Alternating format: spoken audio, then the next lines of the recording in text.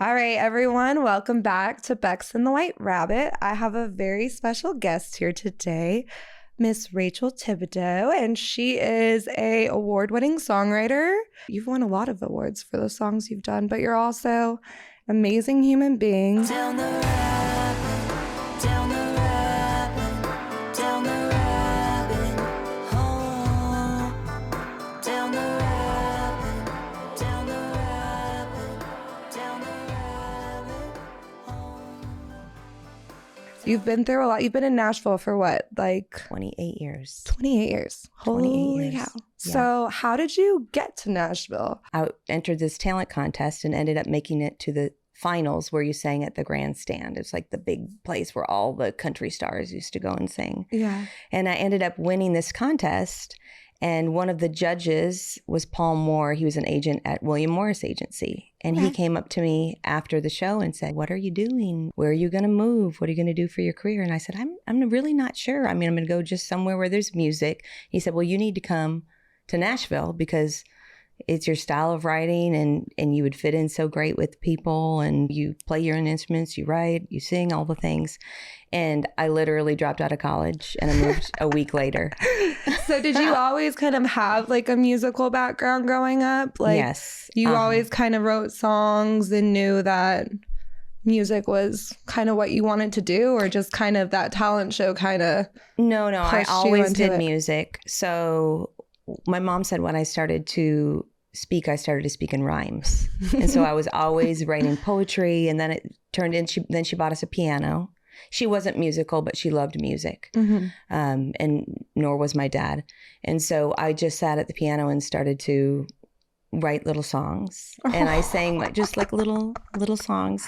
And I sang my first song that I wrote at my 7th grade choir concert. Aw. And then every year after that, I would sing at the choir concerts or at prom or graduation or whatever. And my town would know that they'd be prepared for whatever I was going to write next. And so I was always doing that, Yeah. singing my songs at different events. So small town Minnesota. Elk River, Minnesota. How big's the population? So at the time, it was probably around like 15,000. Okay, so everyone knew Yes. you were doing music. Yes, everyone knew I was doing music. Yes, they knew what my goals and dreams Yeah. were, all of the things. And so they weren't surprised when I Yeah. moved to Nashville. So dropped out of college and gonna come to Nashville and Yep. do the music thing. Mhm. And then once you got here, so because you sing, you play, but you've kind of gone more of the route of just being a songwriter. Right. And so how does, like, instead of going the artist route, why did you go more of I guess you're still an artist, you're just not how they put Right. it in the music industry where you're the face of it all the time. So Right. Well, I think that I always wanted to sing. I always wanted to write, but I didn't know what that looked like. Mhm. And back when I moved to town, you kind of had to make a choice what it Yeah. was going to be, because if you were going to be an artist, you were going to be on the road a lot. And if you were going to be a writer, you were going to be here writing a lot. And so at one point, I thought I was going to do the artist thing. I was doing a demo session and Gordon Mote was playing the piano. And he was in the other room and he heard me singing. And he's also one of our best piano players that we have in town. He's just absolutely fantastic. But he heard me singing to the headphones and he said, "Who is that singing in the control room?" And I said, "It's Rachel Thibodeau." And because I'd never met him before. And he's like, "I want to talk to you after the session is over." And I said, "Okay." And so then we talked after, and he said, "What are you doing for singing?" And I said, "I'm not doing anything. I'm just writing songs." And he said, Yeah. "Well, do you want to be an artist?" And I said, "Well, there's a part of me that does. I'm not really sure how that looks right now." Mhm. And he said, "Well, will you let me cut 4 sides on you just to, give it a shot?" And so Hell Gordon, yeah. yeah. And so Gordon and Scott Hendricks cut 4 sides on me. And we went around in one day to all of the labels. And it was so funny because like many of the people at the labels were my friends. Yeah. And so I'm just walking into the office where I always go to pitch my songs except to pitch myself. It was really weird. And I'm like, let's do it all in one day. I just want to get it over with. And so we went and met with everyone. The meetings went great. And then later that night, I was singing backgrounds for Tom Douglas at a show at Sambuca he was doing a live recording. And Paul Worley was there, and we had went and sang for him earlier that day. And he said, I had such a great time with you today. I loved your songs. Would you mind if I played one of them for Martina? And I said, absolutely, please do it. Seriously, yes. And right I now. let it go so easily. There wasn't even a moment where I was trying to hold on to the song for myself. Yeah. And it just made me wonder, okay, do I really want to do the artist thing? If I can just let my songs go so easily. Yeah. And I prayed on it. And literally the next morning, I woke up with the thought that I was given a voice just to be able to communicate my songs. And that's what I was supposed to be doing at that time. Yeah. And I never tried again. I literally never tried. And actually a deal was offered out of one of those meetings, and I didn't do that deal. And I was just having so much fun writing. And I also knew my friends that were on the road, and my immune system was so sensitive, and I just didn't think that would be a good route for me. It didn't feel like a good route for me at the time. Now, when you say your immune system was so sensitive, what do you mean by that? So I've always had a sensitive immune system ever since I had mono when I was in 7th grade. I ended up in the hospital for 2 weeks. Oh, wow. It was crazy. And ever since then, so when you have an illness like that, it takes you out, especially at such a young age or at any age. Were you kissing boys? No way. I'm just kidding. No. What are you talking about? Not in 7th grade. No, not in 7th grade. Hey, my daughter is watching this. No, I'm just messing with you. But no. Lily, she was not. I was not. My sister was. And then I was around her and got her germs. Okay, that makes sense. And so it took me so long to recover from that. And then after that, I just got sick really easily. If I was around anyone that was sick, I would just get it like this. And ever since then, just struggled with my immune system. It took many years to figure out how to deal with that. So you're very clean the way you eat, what you put into your body. You don't really involve toxins at all. And then you're very aware of the things that make your immune system low. So very aware of it. I mean, that doesn't mean that I'm last night I had a couple French fries. Did you really? I did. That's scandalous. I know, it's horrible. You can't do that. I know. I had so many French fries this week. I can't say anything. When you're on vacation, we just got back from the beach. So it's there's only so many options. Yes. I saw the videos. It looked fantastic. It was fantastic. You should have been there. Maybe next year. Yes, it looked awesome. Please. Yeah. But so the road's very, from what I've seen, because I've never been on the road either, but it's a different kind of lifestyle. Right. So it's kind of, do you want to go travel and be exhausted all the time, or be here, write songs every day, be around? And I know that the singer-songwriter environment back in the day was a lot different than it is kind of now. Right now you can actually do both. And so I just put out my first song. Yes. It's in a documentary called Inky. It's winning all kinds of awards at festivals. Hell yeah. It's crazy. So the song is called Turn the Page. It's the first time I've ever released a song. That's amazing. It's crazy. Yeah. So now I can do that. You know, now with the way that the music industry has changed, you really can, there aren't those rules on it. Why were there ever kind of those rules? Well, because you needed to have the record label to be able to have the songs get out into the world. And now we can literally upload a song from our phone and reach and go on, social media and reach the world. Promote it. Yeah. And back then you couldn't do that. You needed their help to be able to reach the people. And so they kind of controlled everything back in the day. Yes. Yeah. So as a songwriter, you work for a publishing company that is owned by a record label, or are they completely separate entities? So right now, actually, for the first time in my life, I don't have a publishing deal. Freedom! Which I'm so excited about. I've been having so much fun. It's amazing. So all the cuts that I'm getting right now, I own 100%. Yeah. Which is kind of like you're working for that your whole career to get to the place where you don't have to have a publishing deal. Yeah. And you can then own all of the songs, which that's, I mean, because copyright is everything, right? That's what you're leaving to, that's what I'm leaving to Lily, is leaving her my songs. So the more of that copyright that I have, the more I can leave her and the more secure she'll be. Yeah. So, but back in the day, when I first signed my first publishing deal, which Rebecca Lynn Howard, which she's our girl. She is our girl. She's our girl. Can we say she's right there? Wherever she is. Wherever she is. I'm like, can we say she's right there? Out there. She was signed to the same publishing company that I was at. And so was Alicia. And so was Alicia, who's right there. Who's over there. And then Luke Bryan as well, and Luke right? was, yes. Yeah. Yep. So what a cool little... It was really fun. Yeah. It was a great first publishing deal.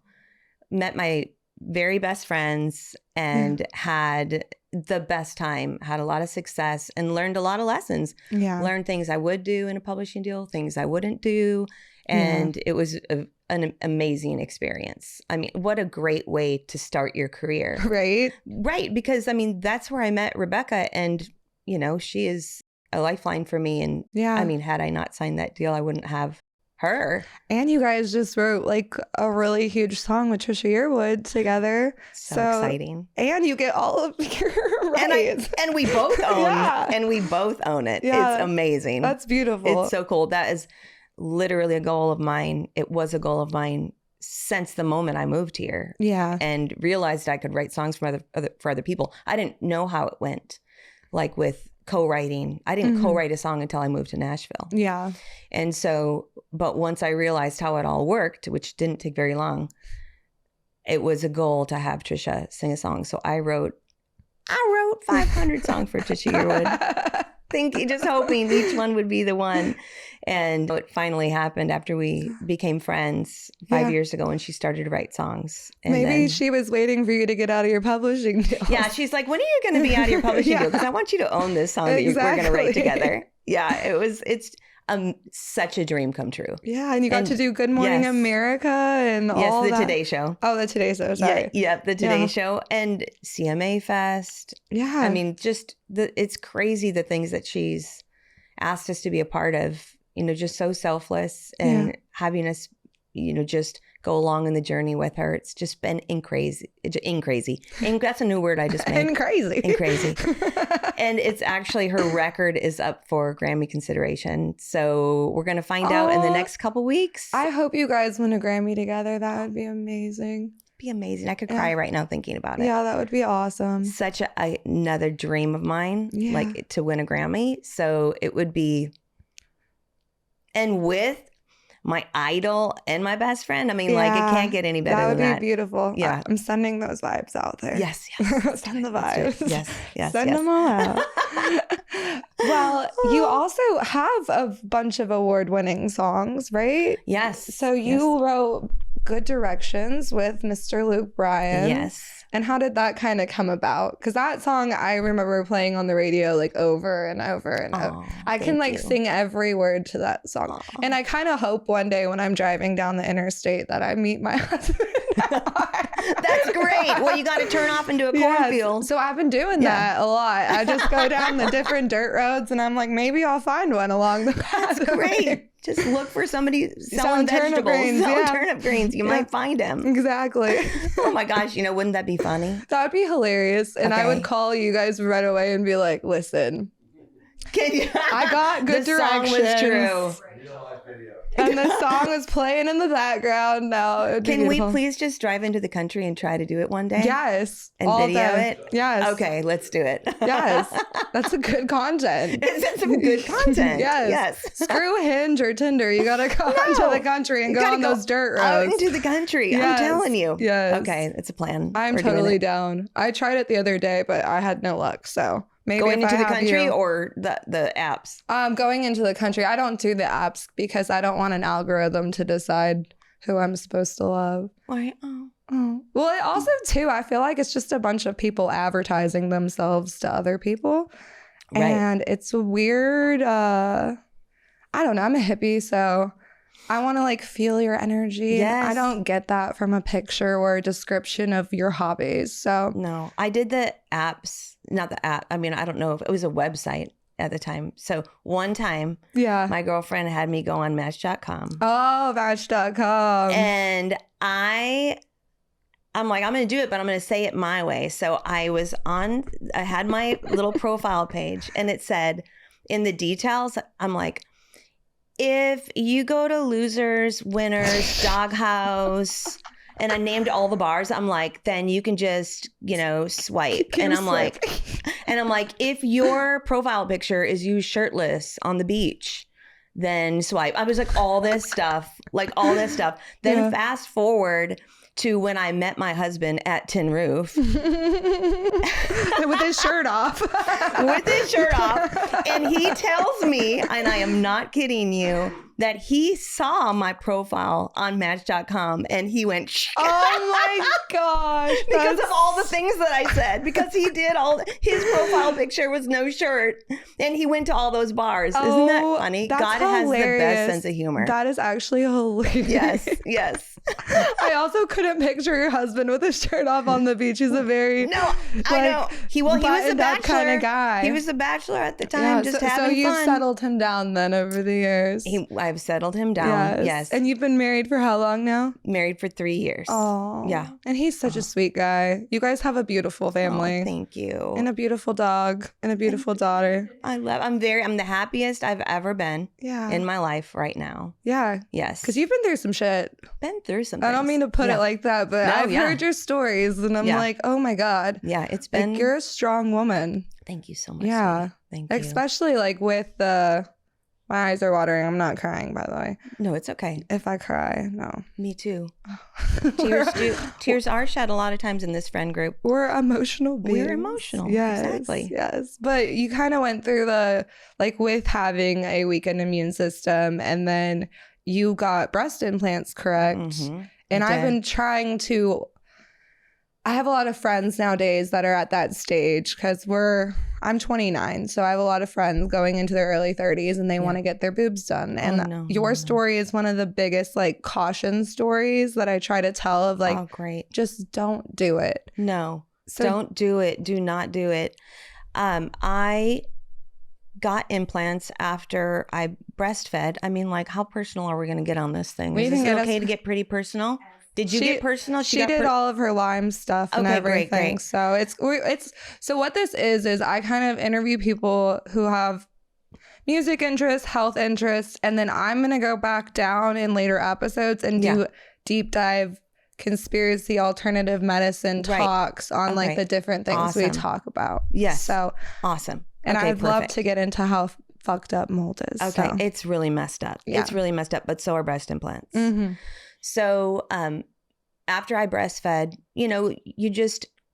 for me, I was like, well, it would be great to have my body be the way that it was before that. Yeah. Not, if I were me now, I would go, that's a beautiful thing. Yeah. It's a beautiful thing. And our bodies change after we go through things like that. And I mean, literally you're able to give your child the best immune builders possible. Yeah. And then your body changes from that. And that's okay. And that's beautiful. Yeah. But I was younger and in an industry where it's kind of a norm to do things like that. Mm-hmm. And so I got implants and the surgeon even told me that silicone was natural. I mean, technically plastic's natural, but it's not supposed to be in our body. He's like, it's because I said, I'm all this is so funny. I'm sitting at the plastic surgeon's, and also I've never done an interview about this, so I'm a little bit nervous about it. But hey, we're gonna help people, so it's okay. Yeah, it's good awareness. To share. So I'm sitting at the office having this conversation. And I'm like, listen, I'm all natural. I'm organic. At a plastic surgeon. So you have some organic implants for me? It was so ridiculous. And so he's like, oh, well, this is going to be the best thing for you. It's natural. And they're not showing you the label. Yeah. They're not showing you the box that it comes in. They're not telling you anything other than what you need to hear. Yeah. They're not telling you about all the other people who have had issues with it either. No. And there was no Facebook group. Now there is a Facebook group with I don't know how many women, 1 million women on it that have had problems with Yeah. their implants. And so at the time there were no articles, nothing. And so I trusted him, which I shouldn't have. But again, but he was wearing a white coat and he was wearing a white coat. Yeah, He looked very professional. Exactly. I'm like, you have a degree. Yeah. I dropped out of my college. I dropped out. I don't have a degree. Songs. I write songs. I don't go into people's breasts. Exactly. Yeah. I don't go into people's breasts. he might know a little bit more on that. Exactly. No, that's how they get you. Yes. And so I got the implants, and within 6 months, I had my first autoimmune disease. I had iritis, which I just woke up one day and felt like there was literally like a jackhammer going at my head. Oh my God. It was the most painful thing in the world. And I didn't know what was wrong. And my eye was swollen out to here. It was completely red. My whole face felt like it was just being slammed into a wall. It was so crazy. Oh And so I went to Vanderbilt, and they couldn't figure out what was wrong. And so I had heard of this doctor, Dr. Shaw, and he had a wait list and you couldn't get in to see him. But I knew that he was one of the best doctors in Nashville. And so I called and said, I know that he has a wait list and I'm on the wait list, but this is what I'm dealing with. Can I get in and see him? And they let me go in that day. Oh, thank God. And he came in to see me and saw, the state that I was in, and he did the exam and everything. He goes, okay, it's like a few different things that it could be. And he goes, and one of them could be like a brain tumor, and told me this. Yeah. And I'm there by myself and I'm like, what? And he goes, so I'm going to walk you over to the hospital to get you like the MRI, scans and everything. Yeah. I did it right then. Like it wasn't even like a wait. Oh my God. Isn't that crazy? He was like, we need to get you going. Yes. And so thank God it was not anything like that. But he sent me to a cornea specialist who then figured out that I had this autoimmune disease called iritis. And it happens when like any autoimmune disease where your body just like attacks itself. Yeah. So what I didn't know at the time is that's one of the things that happens with breast implants, because you've got this foreign thing inside of you. So your body is literally like, what is this object? Why is it here? And it starts attacking it. And then it also stops attacking other foreign things because it's so focused on this one primary object. Yeah, it sends signals into your whole body to get you to wake up. So you're not listening to me. I'm trying to tell you that it's not okay to have these implants. And so I'm going to attack your eye or whatever. And so like I could have lost my vision. Thank God I saw some amazing doctors that were able to help me calm it down and figure that out. But that was the first thing that happened. And then I moved into a house that had black mold. Obviously did not know. I had sold my house and we weren't buying a house yet. So we were looking to rent for the time being. And the owner, we found out later, knew that there was mold. And so they rented it instead of selling it. Oh my freaking goodness. So they rented it to me and my daughter. Isn't that horrible? That's absolutely horrendous. It's just horrible. And so I started going way downhill within months of moving into that house. Yeah. And had all of these crazy, crazy symptoms, like bruising on my hands, memory loss. Yeah, the brain fog's unreal. Brain fog. And then I started having like mini seizures. It was it was absolutely crazy. And then we found mold in my daughter's closet in between the bathroom and her bathroom and her bedroom. In that wall, I went into the closet and saw that there was the wallpaper was peeling back from the wall. And without being educated, I opened up. Oh my God. And they had a cutout and I opened it up to see what was back there. And it was just pure mold. And all those spores too. Right at me. Exactly. And how old was Lily at this time? Lily was 5 at the time. Oh my gosh. Yes. Poor little body. And so she had pneumoniya. Yeah. She had all of these things that was happening to her. And thank God that as soon as we got out, she started to get better fast. Yeah. And we didn't move out right away because I didn't know that it was black mold. They had somebody come in and they were like, oh, we're going to put these things in to circulate the air. We'll fix the leak and all this stuff. And one of the guys that worked for that company came to me and he said, you need to move out of here. this is very dangerous. Yeah. You need to leave. Yeah. And so the owner would have never told me. Yeah, no. I dealt with the same thing with the landlord and having mold, and they don't care at all. No. No. That's why they rent. That's Yeah. why they rent it. Mhm. And so I hired my own company to come in and find out what it was. And Yeah. that's when I found out that it was black mold. Because they had even sprayed it to make it look like the mold wasn't there anymore. But they could do a tape test to find out that it was black mold. Yeah. So then I had all of that information and Oh my gosh. needed that to get out of my lease. Did you sue the lady or the man? The man. I did not. Excuse me. If I could go back, I would. But I was so sick at the time Yeah. that there was no fight in you. No, Yeah. I just needed to get healthy to be able to be there for my daughter. Yeah. My mom was down like pretty much 24/7 taking care, helping me with everything because I wasn't feeling well. Yeah. So then I moved out of that house. This is a long story. So you can just, You're edit good. how you need to do it. But I moved out of that. Fair. Thank you. Fair warning. You can edit. I always hear them say that on Smart List, so I'm just using that. They're like, you can edit this out. So Just cut. Yeah, you can cut it out.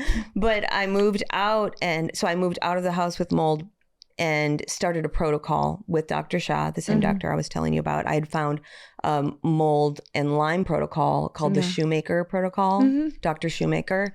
And you have to do all of these different medicines to start to clear it out of your system, because somebody that gets mold poisoning, your genetics are different where you can't filter out the toxins. That's why somebody can be in it and not get sick at all. And then somebody else can They're die. highly sensitive. Yeah. Exactly. And so I went through that whole protocol. I got so much better, but there still was 40% of the way to go. And I was like, I just don't know why I can't get better. I ended up seeing a Facebook group about breast implant illness, and it listed all of the symptoms. And I was like, oh my gosh, this is what I have.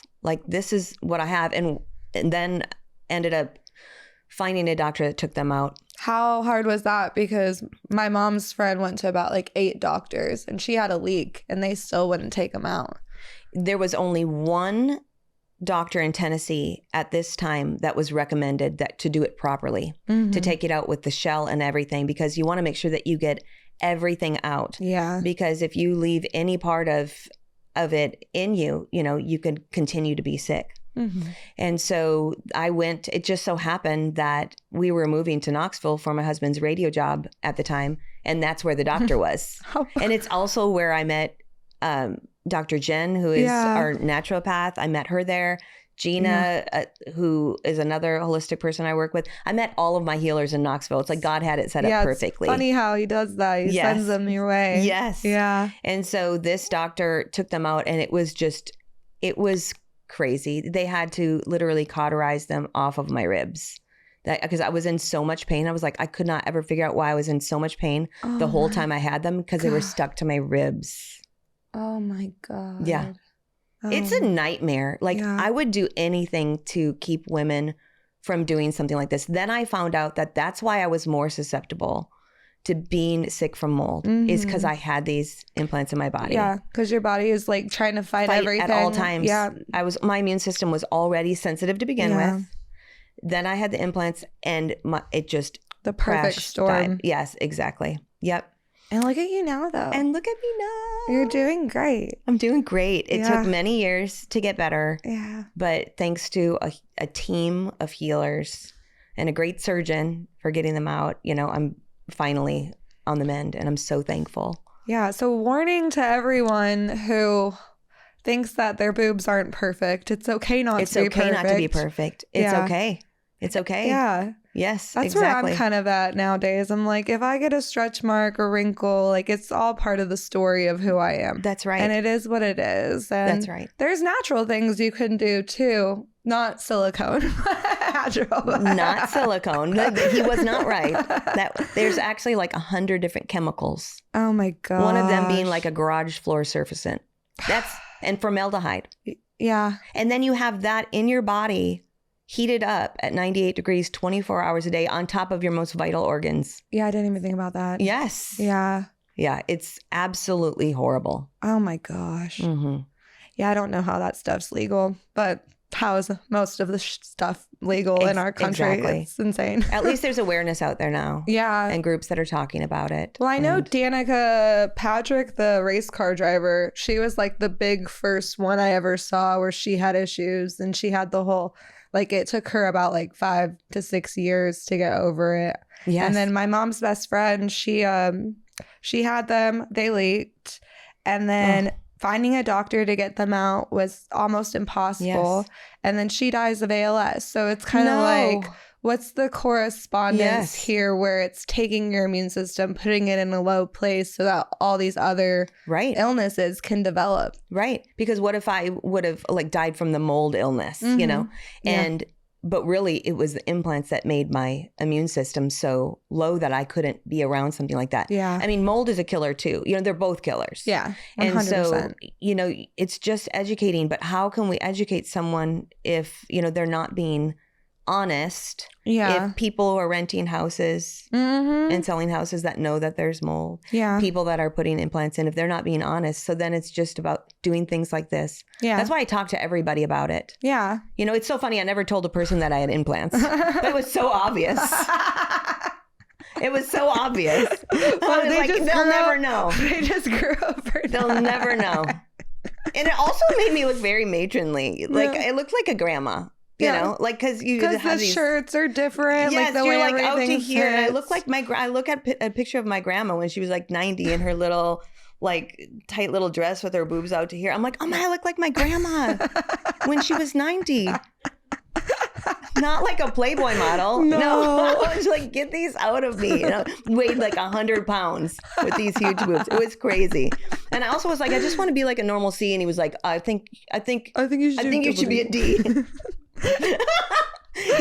He made up his mind how they were going to look. Yeah, but they don't. The shitty thing for me is that the doctors don't ever face any repercussions for putting these foreign objects into people. And now, like, even with like boob jobs are one thing, but with the fillers now, they're like migrating in people's faces because they don't ever go away, and they don't know what that's going to do to you in 30 years. No, it's horrible. Yeah, it's horrible. all for that like instant. Well, even like Ozempic, instant gratification, but it's literally killing your gut biome, and who knows what that will do to you long term. And yeah, I could go on and on. And I did Botox too. I did that. I've done Botox. I did too. Botox, and then I had a horrible reaction to it. Like I looked like Spock from Star Trek. It was horrible. Like all of those parts, all of the places where she put it in, like swelled out to here, and I literally looked like a character from Star Trek. Oh my God. It was God. so horrible, and I had these pounding headaches for like months. Which they say that it's supposed to take out headaches or help headaches or migraines or something. So horrible. It's a migraine preventative is now what they're selling it as. Yes. And I'm like,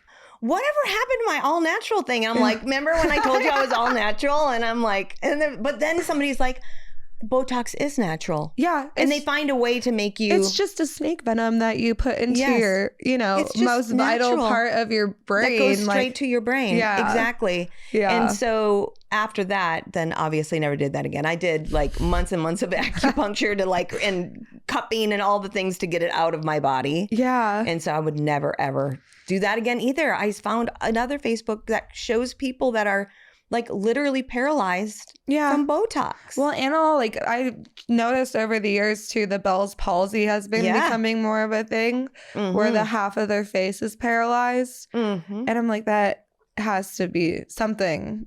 There has to be correlation between all these things and what people are dealing with. And I took Botox at 19 because they told me it was a preventative. And I have a line right here.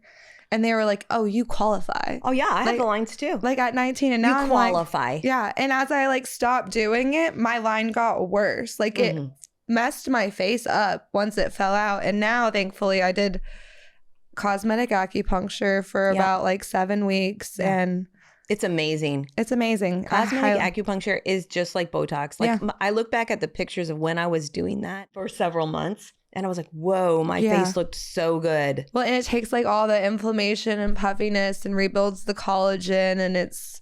It's amazing. I would recommend that to anyone. Same. And cupping, because that, like when I have a show to do, I'll do like cupping on my forehead. Just to like, the lines, because I'm still don't love them. You do the frownies too, don't you? Every night, girl. I live for frownies. Like if I see my frownies are running low, I am like Amazon that second. Next day delivery. Yes, overnight, 7 a.m. So for anybody that doesn't know what frownies are, they're just like these little sticky pieces of like paper, Yeah, like I'm not construction really paper sure almost. what it's made of. Yeah, it kind of is construction paper. It really is natural. It's just a paper with a natural thing to make it sticky, and you just wet it with a little bit of water, and you put it on your forehead at night. So then when at night when you're dreaming and you're scowling and doing the things, angry dreaming, it'll keep your forehead nice and flat. And then when you wake up in the morning, then you take it off and it's like, oh, I'm back to myself. Yeah, exactly. They're really, really amazing. So between that and acupuncture and cupping, like you can do all of, you don't need it. Yeah. You really do not. Well, it's the thing with like naturals is consistency. And if you don't have consistency, you're not going to see results. Mm-hmm. And I think people will do something for 2 weeks and be like, oh, this isn't working. And then they stop. And then you go get Botox and it works in a week. And then you don't have wrinkles for like, 6 months or something before it falls out of your face, or travels to the rest of your body. Like what actually happens? Yeah. Like what, you're right. The quick fix, it's everybody's doing it. The instant gratification of. Absolutely. Yeah. But people don't know that your body actually develops tolerance. Yes, exactly. So if you keep doing Botox, it lessens. Yeah. And then all of a sudden it's not working. Then they're like, oh, we need to go Botox Dysport or whatever. And they're trying to tell you. So that's what my friends say. Well, you just need to try a different one. I'm like, I'm not going to try anything. I'm trying to get you not to do it. You're not going to stop it. Stop it right now. Yeah, no, it's a weird culture that I think it's with also just because, as doing music, you have to be on social media. You have to look a certain way. And I think it's not only just like people who are in the entertainment industry anymore. It's everyone now because everyone's, in a sense, in the entertainment industry if they're posting on social media. Right. Yes. So they want to look great. And the filters have ruined everything where nothing's like, everything has to be perfect, smooth, a little blurry. Yeah. It's just... I went through that. I went through the let my face look perfect. Yeah. And now I'm like, it's okay if people see some wrinkles. Yeah. That's okay. That means you lived. That's okay. It means that I'm 50 because I am. Yeah. And you look 50 years old. Great. Thank you. You're so sweet. Of course. Oh, I love you. Just don't do Botox and it's impossible, right? Yeah. And taking care of yourself, that's the most important thing. Eating great, eating organic. Yeah. Work out. Well, Work out just a little bit. Take a walk, Rachel. It is important. I stand on my vibration plate. I have one of those like 200 too, calories for 15 minutes. Yes. No, I do try. I mean, like I love walking. I can't walk in Nashville in the summer. Well, it's too hot. I also live in an area where you shouldn't be walking in Nashville. Right. That's a whole nother story. We have the YMCA membership, so it's there for when we want to go. It's eventually there. It's waiting for us. It's just chilling. But then I went to Denmark last month and walked 20,000 steps every day. Yeah. So I love walking. I absolutely love it. It's just living in an environment where you can. Yes. Yeah. Like that was a perfect environment to do that. Just being in the city, and it was so amazing. I want to go to Denmark. Oh, it's so gorgeous. I haven't been over the pond yet. I guess that's what they call it. No, I've been to Mexico and the Costa Rica and the Bahamas. You need to go to Europe at least once. It's so beautiful. They got a lot going on over there. Yeah. It's gorgeous. I love going over there. Well, to tie it back to songwriting. Oh, yeah, songwriting. We're going on tangents and I love it. Thank you for that. You're welcome. So through your healing journey and going through all the health with your breasts, with the mold, do you think that's changed your perspective on how you write songs? As far as what kind of... Is it giving you a deeper meaning to have you noticed your music changing at all through learning these I think that different lessons? That it's changed me most is who I want to surround myself with. Yeah. Because when you go through something like that and you realize how fleeting life is, all of the things, it made me realize not only was I was putting toxic things in my body, but I also was surrounding myself with toxic people. Yeah. And so I did a lot of cleaning house in my life with people, because that makes you sick too. Yeah. And it was not a great contributing. It was a contributing factor to me being sick. Yeah. It wasn't a good contributing factor to me healing. So Yeah. I needed to get rid of a lot of people. Yeah. And I environments did that. and Exactly. stuff. Yeah. And so, yes, I mean, I always wrote deep songs. It was kind of like my thing. Yeah. You know, I love writing ballads, and I love You write writing songs about... that make me cry sometimes. So Sorry. But then there's good direction. So you have I love writing fun songs, right? But I love writing deep songs. Yeah. And so now I still write those songs, but I don't put myself in situations where, you know, I'm around people that wouldn't be a reflection of what I want to be doing in my life. Yeah. Whereas before I'd be like, well, that's okay, because I would justify all the reasons why I was hanging out with people like that. Yeah. Yeah.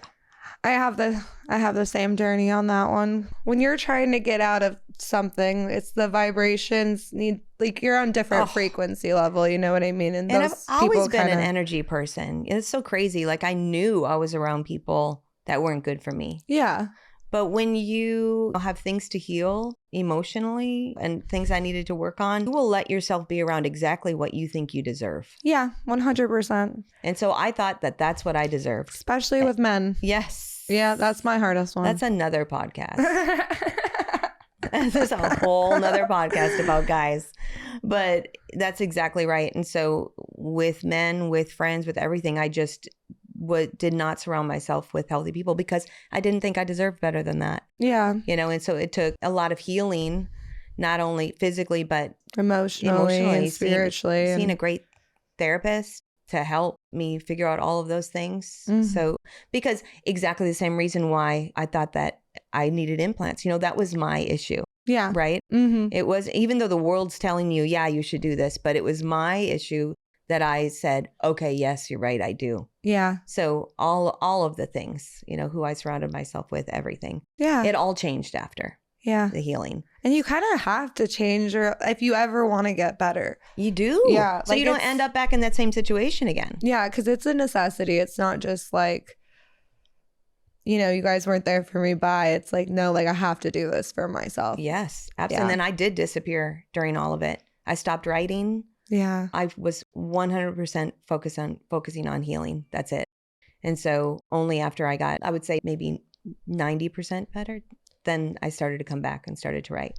I was writing like a song or two a month, which for me is like nothing. Yeah. Like Rebecca can tell you, like she's like, you're working too much. You're working too much. I write every day. I love writing. I love working. Yeah. And so I was not doing that. Good at it. So. Thank you. Yeah. Thank you. But I wasn't doing it then because I'm like, I need to heal. Yeah. I need to focus on my own health. Yeah. Yeah. And so it was great. If you don't give your body a break, it's never going to happen, unfortunately. No. Yeah. Never. And we also were in Knoxville, and I was commuting back and forth when I would come to write. Yeah. But even back then, it would take everything, all of my energy just to make a drive over here. Yeah. Like that's how tired and exhausted I was from chronic illness. So when you look at yourself back then and looking at yourself now, does it feel like two completely different people? Absolutely. Yes. Still me, but yeah. I was just so sick. But the feeling inside of your body is just like, I remember thinking, am I ever going to feel normal again? Yeah. Am I ever going to, what does healthy feel like? I had even forgotten that. Yeah. Like what it would feel like to wake up and feel normal. And when I started to have those days and weeks where I started to feel like myself again, it was like, whoa. Yeah. What a miracle that, it actually is working all this healing.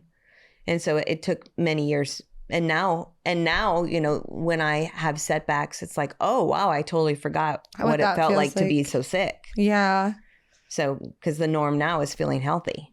Thank God. Thank God. Yeah. Absolutely. No, God. Yes. It's a long journey. It's a long journey.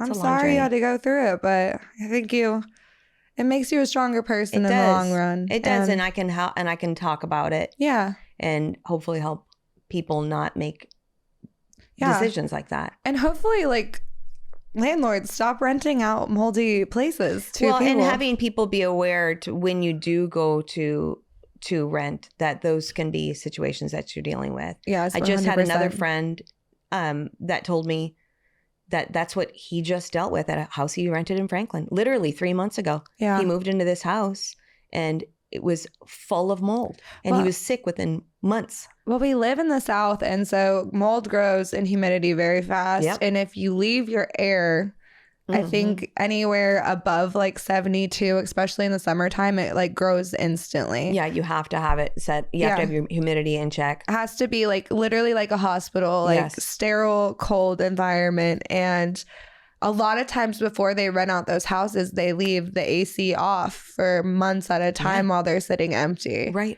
And then Ew. expect people to just move into that. Yeah. So it's just, yeah. And we also have had some major flooding here. Mm-hmm. And there's no way that they could have dried out all the houses in time to not have mold. No. You know, like huge floods. Like there were houses floating down the highway in 2010. Holy Like cow. it was insane, that flood. And so now anytime I'm like, I could get a job. You gotta go work for Serve, bro. I could, I'm like one of those mold smelling dogs. Like I could literally get a job and walk in and go, mold, like literally. I could.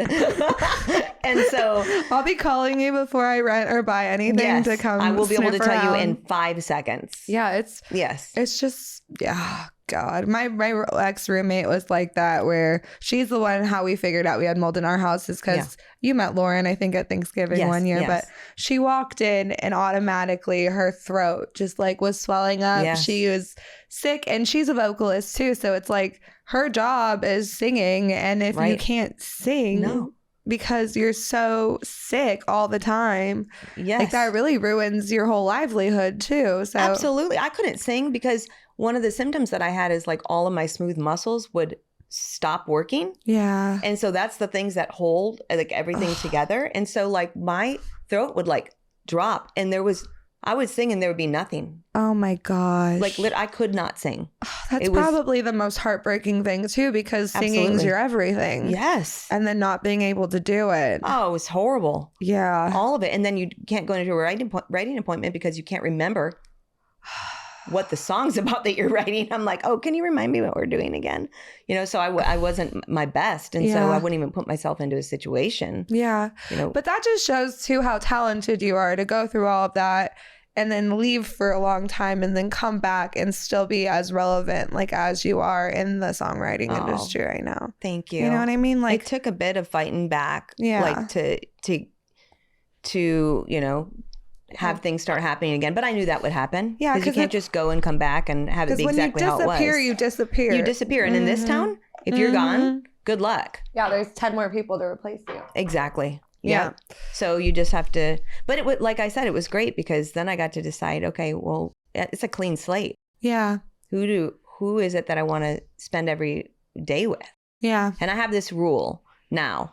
This is since I've been back, that if I am in a writing room and I leave that room after that day and I don't feel filled up as much as I poured out, then I don't go back. Mm-hmm. And so it's not worth, you know, it's not worth, you can be tired, but if something completely drains you or the energy isn't right or it's just not a good fit, then it's okay. You don't have to do it. Yeah. It's like there's no rules. And there's no pressure. No, there's no pressure. Yeah. And so you've done enough to have the right to decide who and what you want to write with. Yes, and 28 write years. about. Yeah. It's like, okay, no, I don't want to do that anymore. Yeah, I think you've earned that right for you. sure. I Thank have you. not earned that right yet. I will still go in Yes, the city. you've earned the right to not have yourself in rooms that don't make you feel good. Yes. Around people that don't make me feel good. That's right. Yeah, because I've been in a lot of rooms where it's just like, it's the ego slinging contest. It's a big deal. Yeah. And it's like the most just ick factor. Yeah. It doesn't make you feel good. No, I don't want to be around it. And when people are like competing to get lines in and stuff like that, it just should be sometimes you get with someone and they basically have the whole song finished and you just fill in a couple of things and stuff like that. You don't have to be the whole part of the process. Every day is different. You know, like somebody might be more on one day and then the next day it's going to be your day. Yeah. You don't know. And also like with Rebecca, you know, you've seen, because we've all written together, you know, like we just like answer each other. It's like she says something, I'm like, oh yeah, this, like you'll find those writing partners that you just have that connection with, that you know, no matter what, you're going to get together. And it's going to be a great day. Yeah. You're going to talk about Jesus. You're going to eat a lot of food and you're going to write a great song. And you're going to cry a little bit. You're going to cry probably. Just a little bit. You're going to cry. And those are the best days. And if you just find that core group of people that you love writing with and then just plug people into that group. Yeah. So I used to, because when I first moved here, I would I would try to write with anyone I met who I saw on stage play and was good. I was like, I want to write with that person. And now I basically only write with Rebecca and Alicia. It's a great team. It's my safe zone. And then occasionally we'll have some because she's bringing people into that, right? Yeah. It's exactly what I'm talking about. Yeah. You have your core group of people that you know that you create well with, and then you can bring people into that, you know. So there's people do that. Famous people, songwriters, artists do that all the time. You know, they work with specific people their entire careers. Yeah. Because that works for them. You know, they're not like out trying to meet new people. Yeah, no. And so I think in town, it's easy to go, well, I have to be writing with all these people. Yeah, because you want to feel like you're doing something you're in the shuffle. Yeah, exactly. No. You know, just find the thing that works for you. And then if you happen to meet someone along the way, you can bring that into, can bring them into your world, into your have group. my two, like, I guess three, because Alicia's one of them too. I have a good friend, JC, and he's like my soulmate writer, and Rebecca's my soulmate writer. And those are just, you sit down. Yeah. And within 30 minutes, you have a great song. Yes. You know what I mean? Right. And it's just, you're right. I won't waste my time anymore on the other one. I mean, I'm not telling you what you have to do. I'm just saying that for me, I know that there's a very small handful of people that I know it's going to be a stress-free, amazing situation. And I look forward to those days so much. So I try to fill my time with that. So you've written for a lot of the top country artists. So have you found yourself still doing like more country, or do you kind of do pop and stuff too? I do pop. I started, that we were talking about Europe. So I started going to Sweden in like 2007, they're 2008. The pop gods over there. Yeah. And that's when I started writing with track guys, and I would bring back track demos, and I would pitch them and be like, well, you're going to need to do this with the full band, you know. they couldn't hear past the pop demo, and now it's like all they're doing. Yeah. So funny how it's switched. And so I've been doing pop. I would go there. I've written in Germany, London, Norway, LA, New York. I love writing pop music. I absolutely love it. But country is my heart. Yeah. And so, of course, that's what I'm doing the most. Yeah. And you're in the right town for that. Yeah. That guy was right. I needed to move to Nashville. Yeah. The NSAI had given your song an award for one of the 10 best songs that I wish I'd written is the award, right? They call it from the it's one of the 10 songs I wish I'd written by NSAI. Yes. And so what do you think kind of goes into writing a good song? And then also, is there any artist or a song that you kind of wish you would have written or embolized, I guess, million of them. So that award was, out of all the awards that I've gotten, that's one of the ones I'm most proud of, because it's voted on by your peers. Oh, yeah. And so it's all the writers saying, oh, I wish I would have written that song. And so whenever you get that award, it's like, wow, that's, you know, you're like, because all these people that you respect so much say, I wish I would have written that. So what goes into a great song? What do I think are the elements? Yeah. I think just anything that can make you feel something. Like, that's what I'm always trying to do, is just make you feel something. I just don't want you to walk away and not feel anything. Yeah. Right. And obviously a song that can make me cry is a winner in my opinion. And so one of the songs that I wish I'd written, there's so many of them, but Song Remembers When by Trisha Yearwood. It's a great one. Be at the top of the list. You've Got a Friend, James Taylor. That's a great one. Yeah. I mean, there's so many songs. Yeah. I mean, Vienna, Billy Joel. I mean, we're outside the country industry, but these are my influences. Yeah. You know, like I was listening to singer-songwriters. That was the path that I chose to take, to listen to those kind of artists, along with country artists as well. But like my parents got divorced, and I listened to my dad listened to country, and my mom listened to pop and like classic rock. And so I got like the best of both worlds. Yeah. And then forged my own path with like finding the singer-songwriters. So if I could write anything like that, wow, that'd be amazing. But hey, goals. Yeah, Vienna was like my theme song for I think 22. I'd play it on repeat. And now Lily knows the entire thing, and she's playing on guitar. So my daughter's Lily. Did we say that already? I don't know. We've mentioned her a few times, but I don't think we've clarified. Yes. So Lily, my daughter is 15. Her name's Lily. She's so fantastic, so talented. She's everything I want to be. She's so incredible. She's so sweet too. She's so sweet. Yeah. And she is a fantastic singer, songwriter. I didn't even know. Yeah. Plays piano, plays guitar. And she's like learning these like, she can play Blackbird on guitar. Oh my God. She's learning Joni Mitchell songs on guitar. She'll say, name any song that you want me to learn right now. And we'll say a song usually from the 70s or 80s because we want to really just have her, brain full of those songs. And she'll go into the piano room and within 10 minutes be able to play the entire song. She's insane.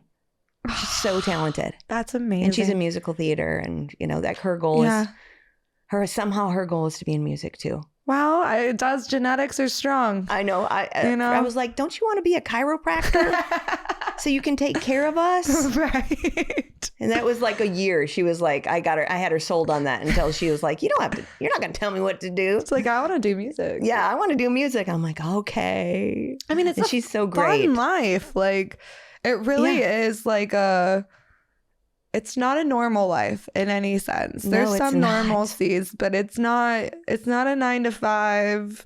Every day is different. Exactly. Every song's different that you write. It's just it's an interesting lifestyle. There's ups and downs to it, but I wanted to protect her from that. Yes.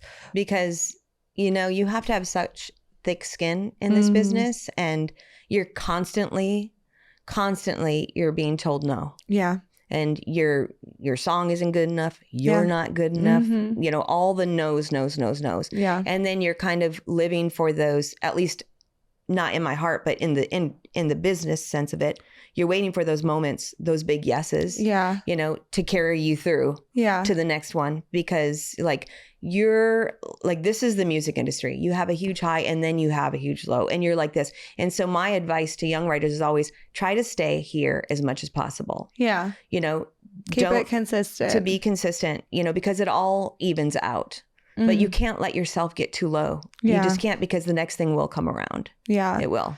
Being in this industry for 6 years in Nashville is I stopped getting excited about everything, things. I just stopped. Yeah. I'm like, I don't want to get excited about anything until it's in a contract, signed, written down, or there's like a check in my hand. Because even when you get the yeses, sometimes it turns into a no later on, or something happens, or there's a global pandemic and it messes everything up. One of my songs got recorded while I was sick, which was so crazy. One of my songs got recorded by the Highwomen. Oh, yeah. And I was so excited. I'm hearing all of these stories about, how it sounds. Yeah. And all the things. And are you kidding me? Brandi Carlile. Are you kidding me? Right. And it didn't make the record. And I'd been telling everyone. I told everyone because I was so excited about it. And I usually don't get that excited. Yeah. But that was just such a cool, I don't know. I was just super excited about it. But here's the thing.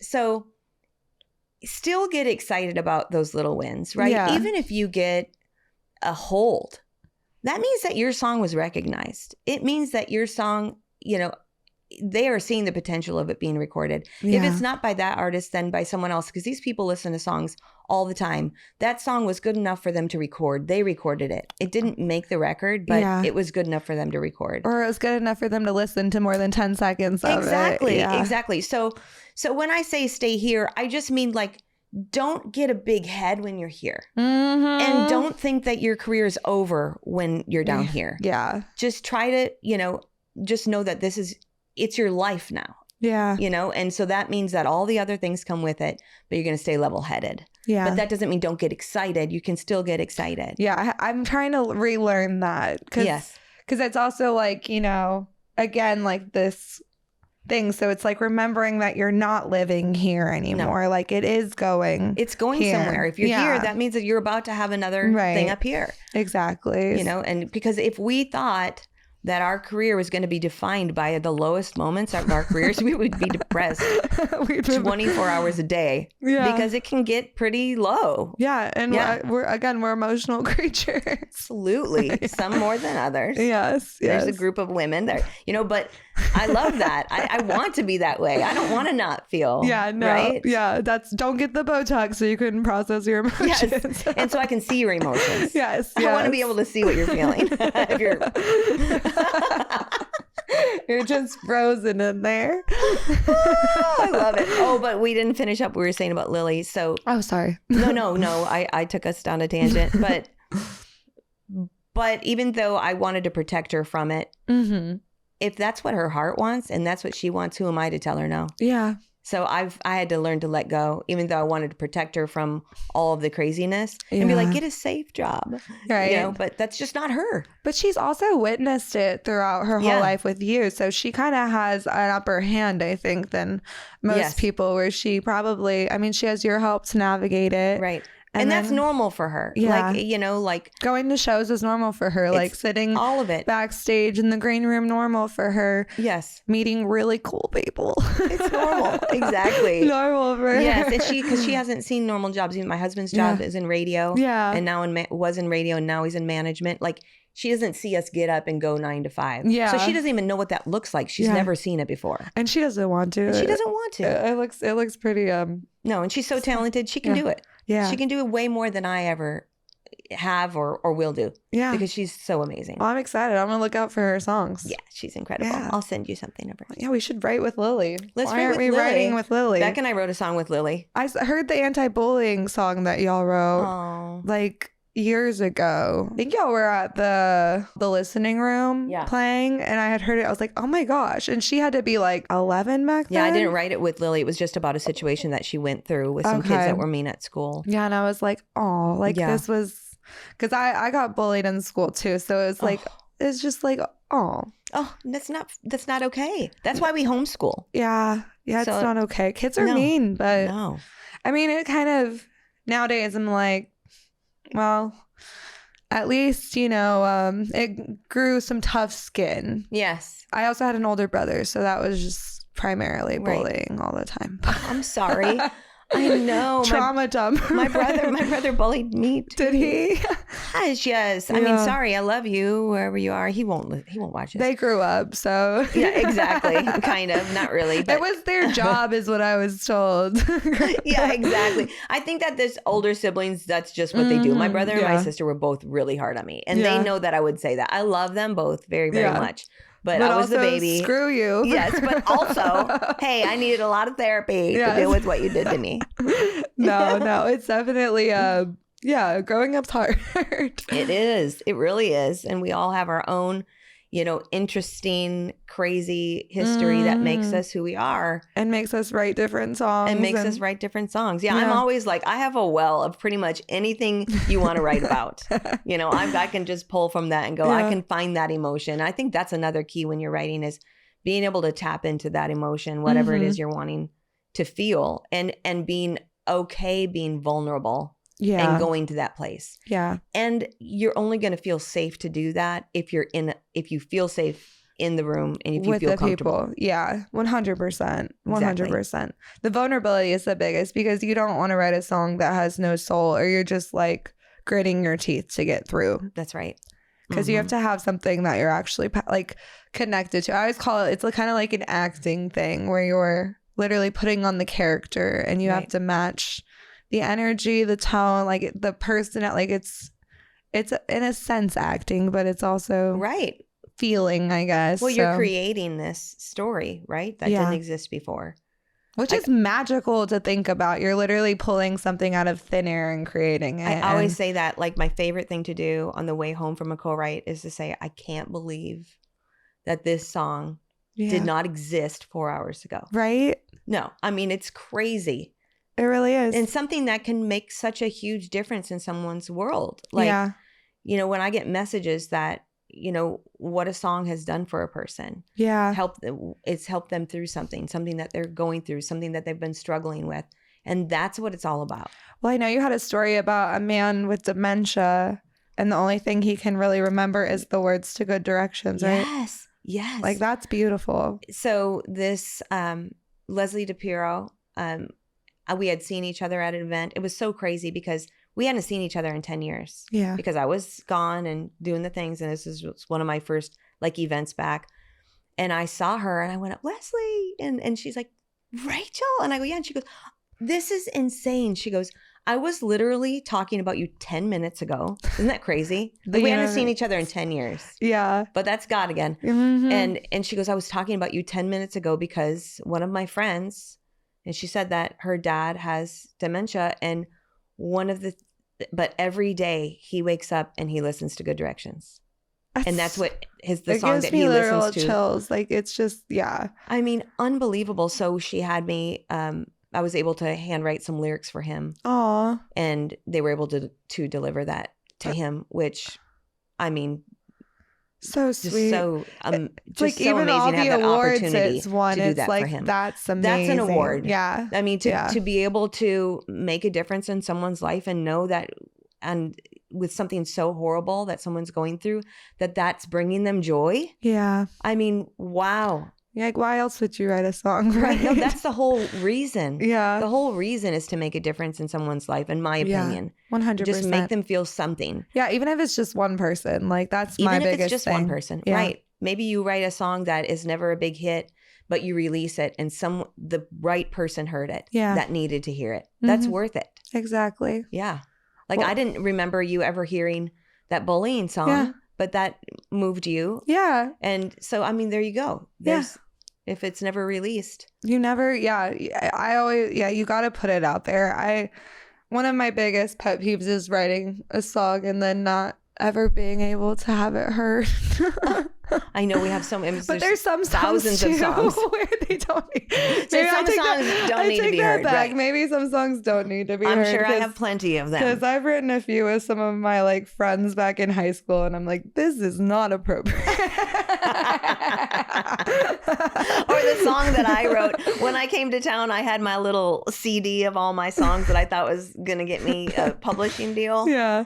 And there's a song called Crazy Driver.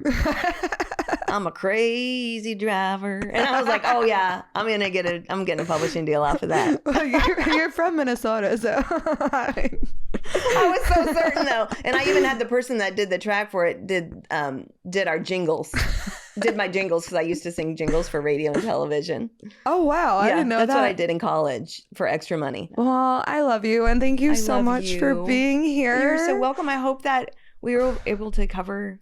Oh, I mean, we talked about a lot, and even what if we talked about everything? Even if we don't, I'll bring you back and we could talk about more. That maybe me and you and Rebecca can do one all together. I would love that. That would be amazing. I would love that so much. But I would. Thank you for being here, and thank you for sharing your story, because that is going to help a lot of women.